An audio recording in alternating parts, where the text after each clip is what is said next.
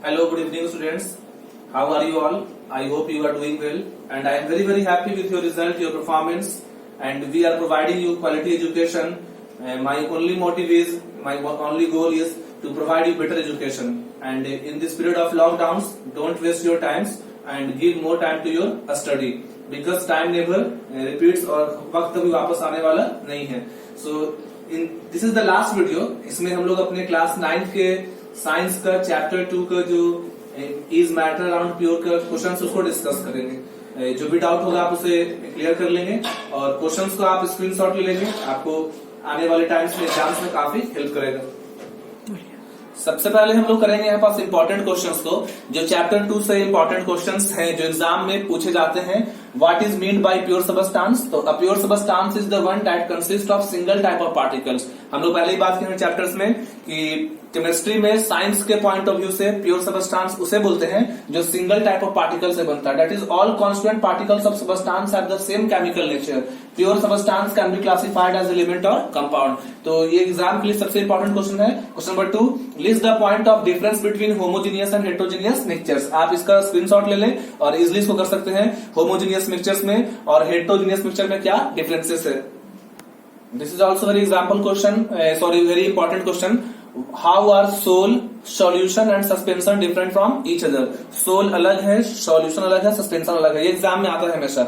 Soul is a heterogeneous mixtures. आप देख सकते हैं कि सोल जो है हेटेरोजीनियस है और सॉल्यूशन और सस्पेंशन सॉल्यूशन होमोजीनियस है. तो sol is a heterogeneous mixtures. In this mixture solute particles are so small that they can not be seen with the naked eye. यहाँ पर जो सॉल्यूट पार्टिकल्स होते हैं काफी छोटे होते हैं जो आपको नेक्ड आई से दिखते नहीं है. Also they seem to be spread uniformly. लेकिन ये डिसॉल्व भी नहीं होते हैं. इस सोल का फीचर ये है कि यहाँ पे सॉल्यूट पार्टिकल्स छोटे होंगे और लिक्विड में डिस्ट्रीब्यूट होंगे. ये नेक्ड आई से दिखेंगे नहीं, लेकिन ये जब बीम ऑफ लाइट को पास करेंगे तो ये बीम ऑफ लाइट को शो करते हैं, इसलिए टिंडल इफेक्ट को दिखाते हैं. तो एग्जांपल है milk of magnesia and mud. लेकिन सॉल्यूशन में डिफरेंस है कि solution is homogeneous mixtures, solute particles are dissolve. इसमें सॉल्यूट पार्टिकल्स डिसॉल्व हो जाते हैं. मींस इसमें सॉल्यूट पार्टिकल्स आपके सस्पेंडेड या सॉल्यूट पार्टिकल्स डिस्पर्स नहीं होते हैं, बल्कि सॉल्यूट पार्टिकल्स डिसॉल्व हो जाते हैं uniformly through out the mixture. Tyndall effect आपको सॉल्यूशन में दिखने को मिलता नहीं है. Salt in water, sugar in water, iodine alcohol. And third one is suspension. Suspension is a heterogeneous mixtures. In this the solute particles are visible to naked eye. Solute particles आपको naked eye से दिखते हैं और ये suspension जो है colloidal effect, Tyndall effect को show कर भी सकता है और नहीं भी. इसमें होता है मे और मे नॉट भी. यह डिपेंड करता है कुछ नेचर्स पे कि वो हो भी सकता है और नहीं भी. Example chalk powder, water wheat and floor, wheat floor and water. So this is the very example, a very important question, difference between sol, solution and suspension. CRT का 2 क्वेश्चन डिस्कस किया पेज नंबर 18 का. Question number 1 and 2. Third one is to make a saturated. अभी हम discuss करेंगे question number 3 को. To make a saturated solution 36 gram of sodium chloride is dissolve in 100 gram of water at 293 degree kelvin. Find its concentration at this temperature. Question हमारा है कि हमने saturated solution बनाने के लिए 36 ग्राम सोडियम क्लोराइड को add किया है 100 ग्राम वाटर में. तो सबसे पहले मास ऑफ सॉल्यूट जो हमारा सोडियम क्लोराइड है 36 gram, mass of solvent 100 gram, mass of solution mass of solute plus mass of solvent. हम लोग निकालते हैं मास ऑफ सॉल्यूशन को. तो सॉल्यूशन के मास के लिए सॉल्वेंट और सॉल्यूट के मास को ऐड कर देंगे, हो गया 136 ग्राम. कंसंट्रेशन यहाँ फॉर्मूला लगाएंगे मास बाय मास परसेंट, दोनों का मास दिया हुआ है. तो मास ऑफ सॉल्यूट हम लोग लिखते हैं डिवाइडिंग लाइन के ऊपर. तो mass of solute by mass of solvent by into 100%. तो मास ऑफ सॉल्यूट कितना है 36 ग्राम. और मास ऑफ सॉल्यूट के बाद मास ऑफ सॉल्वेंट यहाँ नहीं होगा, यहाँ पे होगा मास ऑफ सॉल्यूशन. ये आपका गलत है, यहाँ पास यहाँ लिखेंगे मास ऑफ सॉल्यूशन. तो 36 bye 136 into 100. This is the inner question of chapter 2, page number 24. How will you separate a mixture containing kerosene and petrol? और इनके boiling point का difference है is more than 25 degree Celsius, which are miscible with each other. So a mixture of two miscible liquid having a difference in their boiling points more than 25 degree Celsius can be separated by the method of distillation. इसके लिए इस्तेमाल करेंगे distillation method का. Thus kerosene and petrol can be separated. आप kerosene को और petrol को separate कर सकते हैं डिस्टिलेशन के माध्यम से. In this method the mixture of kerosene and petrol is taken in a distillation flask. आप केरोसिन और पेट्रोल के मिक्सचर्स को लेंगे डिस्टिलेशन फ्लैग्स में with a thermometer fitted in it. आप टेम्परेचर को मेजर करने के लिए थर्मोमीटर का यूज करेंगे। We also need a beaker, एक बीकर का जरूरत पड़ेगा आपको। वाटर कंडेंसर, एक वाटर कंडेंसर लेंगे। एंड ए बर्नसन बर्नर, एक बर्नसन बर्नर लेंगे। apparatus is arrange as shown in the above figure, जैसे आप ऊपर फिगर में देख रहे हैं वैसे आप apparatus को लगा देंगे। Then the mixer is heated slowly, उसके बाद आप मिक्सचर्स को हीट करेंगे। The thermometer should be watch simultaneously, kerosene will vaporise and condense in the water condenser, जो केरोसिन है वो वेपराइज होगा और वाटर कंडेंसर में कलेक्ट हो जाएगा। The condense kerosene is collected from the condenser outlet, और उसे कंडेंसर आउटलेट से हम लोग बाहर रिसीव कर लेंगे।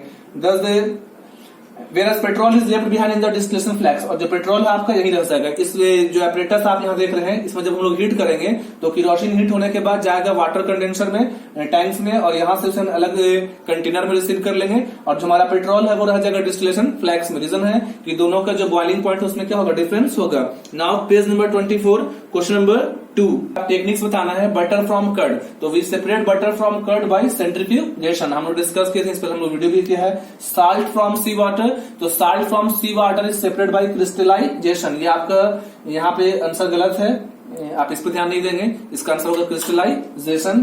Camphor from salt, camphor from salt को अलग करेंगे सब्लिमेशन।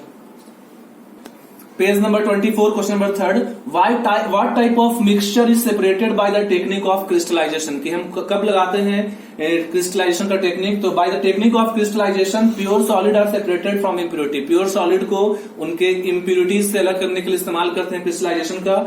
और इसके लास्ट वीडियो में लेक्चर नंबर 9 में हमने इस पे वीडियो भी किया है कि how we separate copper sulphate from copper sulphate solution, how we separate alum from the इस इम्प्योरिटीज। तो salt obtained from sea water, crystal of alum are separated from impure samples. These are the examples of crystallization.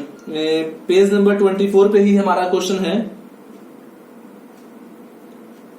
Chemical और physical change आपको पहचानना है, कौन सा physical change है कौन सा केमिकल चेंज है, और ये मैं क्लास 9 में बताने नहीं जा रहा हूं, इसे आप खुद से कर सकते हैं कि कटिंग ऑफ ट्री कौन सा चेंज है फिजिकल की केमिकल, इसे आप खुद से करेंगे। Number 2, page number 34, sorry page number 24, NCERT inner question.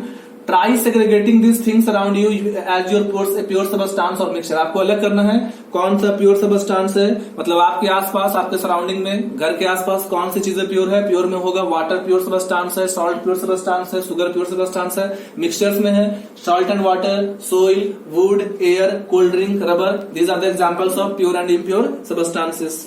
Complete हुआ एनसीईआरटी का इनर क्वेश्चन। बाकी exercise question, question number first फिर से है, which separation technique will apply for the separation of following. आप कौन से सेपरेशन टेक्निक का इस्तेमाल करेंगे सेपरेट करने के लिए।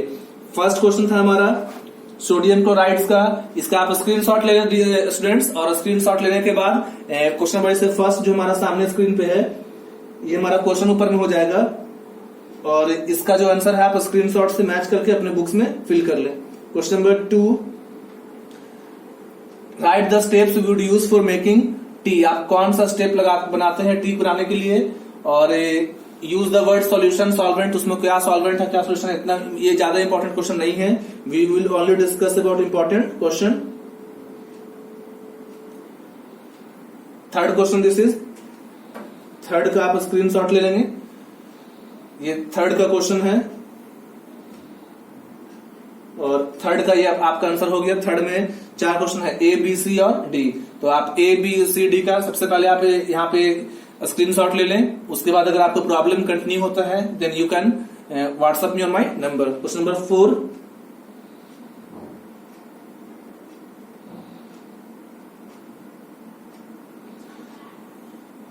Explain the following giving example. ये आपके लिए इंपॉर्टेंट क्वेश्चन है एग्जाम के लिए, ये आपको एग्जांपल्स के साथ डिफाइन करना है। Saturated solution, pure substance, colloid, suspension, सब पे हमने वीडियो किया है, आप वीडियोस को देख सकते हैं या आप यहां से भी याद कर सकते हैं, यहाँ डेफिनेशन मैंने दे दिया है। सैचुरेटेड सॉल्यूशन, प्योर सबस्टांस, आप स्क्रीनशॉट ले लें और अपने नोटबुक्स में से लिख भी लें।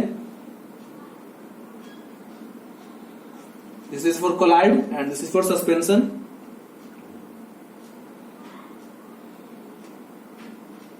Question number 5 है, classify each of the following as a homogeneous or heterogeneous mixtures. Very easy question. You can do you by yourself. Question number 6.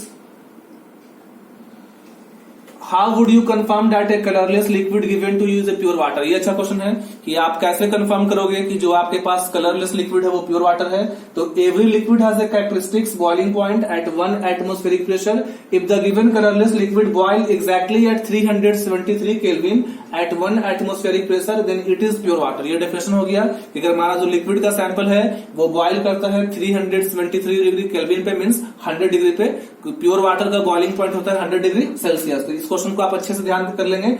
और if the boiling point is different, अगर हमारा boiling point 100 से ज्यादा या कम होगा तो वो हमारा प्योर लिक्विड प्योर वाटर नहीं होगा। Question number 7, which of the following materials fall in the category of pure substance. इसे भी आप कर सकते हैं, कौन प्योर सबस्टेंस है कौन नहीं है, इसका आंसर दे चुका हूं। Question number 8, identify the solution among the following mixtures. आपको आइडेंटिफाई करना है 8 में कि कौन सॉल्यूशन है और कौन सॉल्यूशन नहीं है। उसके बाद 9 में है which of the following will show Tyndall effect. आपका टिंडल इफेक्ट किसमें आएगा, salt solution, milk, copper sulphate, starch solution. तो right answer will be milk and starch, क्योंकि मिल्क और स्टार्च ही आपका कोलाइडल सॉल्यूशन है और साल्ट जो आपका है ट्रू सॉल्यूशन है और टिंडल इफेक्ट हमेशा आपको दिखता है कोलाइडल सॉल्यूशन में। Last question from your NCERT book 10 and 11 question. 10 देखिए, 10 में है classify the following into element, compound and mixture. आपको क्लासिफाई करना है कौन एलिमेंट है, कौन कंपाउंड है, कौन मिक्सचर है। इसे भी आप कर सकते हैं, फिर भी इसका आंसर दे देना आपको। This is the question, you can take for answer. The answer of question number 10, element sodium silver tin silicon. This is the compound calcium carbonate, methane, carbon dioxide. Mixtures soil, sugar solution, coal, air, soap and blood.